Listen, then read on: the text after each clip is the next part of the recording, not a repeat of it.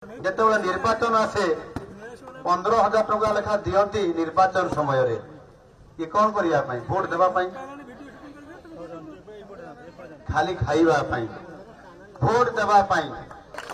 ଗତ 24 ବର୍ଷରେ ମହିଳା ସଶକ୍ତିକରଣ ନାଁରେ କେତେ ପଇସା ଦେଇଛନ୍ତି ମହିଳାମାନଙ୍କୁ ସଶକ୍ତିକରଣ କରିବାରେ କିଛି ନାହିଁ। ଆମେ ହିସାବ କରୁଥିଲୁ ଯେତେବେଳେ ନିର୍ବାଚନ ଆସେ 15,000 ଟଙ୍କା ଲେଖା ଦିଅନ୍ତି ନିର୍ବାଚନ ସମୟରେ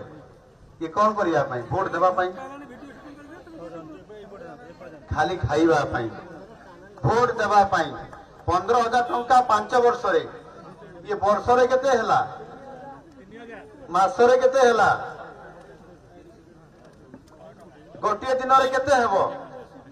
ଯଦି ହିସାବ କରିବା ଆମକୁ 28 ପଇସା ଭାଗ ପଡିବ